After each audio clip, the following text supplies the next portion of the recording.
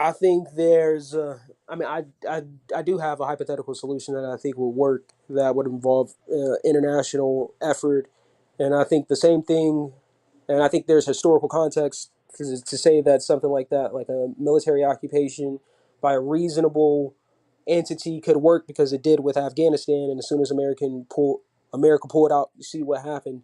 Just like 4,000 troops in one region was keeping stability. I think if you have an international military presence that is there to stabilize the region and is there until it can stabilize itself, or that there's systems in place that won't fall, then that could be a situation forward where now you have, and now it's not only on one party, it's not only on Israel because they're neighbors. It's an international effort to say, hey, this war is affecting the world.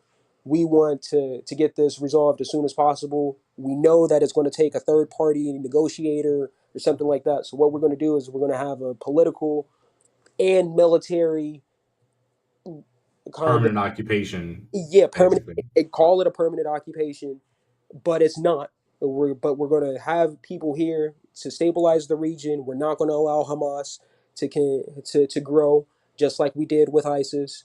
And I think you will have a stabilized region, just like Afghanistan was. Women were going to school. They were out, like they were having more access to the civil liberties, and like you had a region that was relatively stable. And then as soon as that military occupation was gone, it went into chaos. It's just like you're going to have a military occupation there until you can have a reasonable effect, which may even take a generation.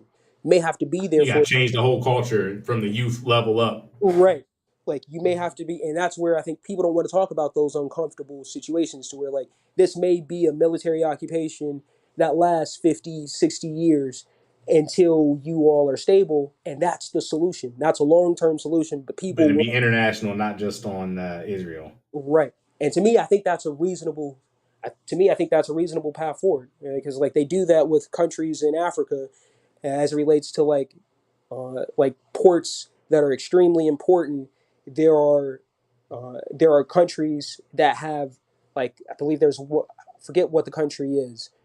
It may be Djibouti. I could be wrong or something like that, but it's literally.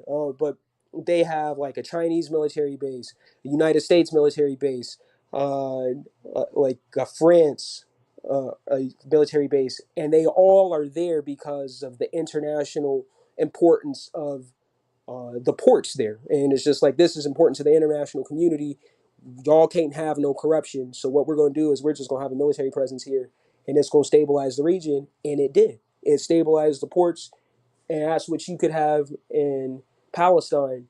But I think it's uncomfortable for people to talk about long periods of military occupation, and people generally don't like the the sound of that because it's just like people generally want to get out of war and they want peace. But I think the only way to do that is some sort of long term military political solution. And that would be my solution. To me, that I think that is reasonable. That personally.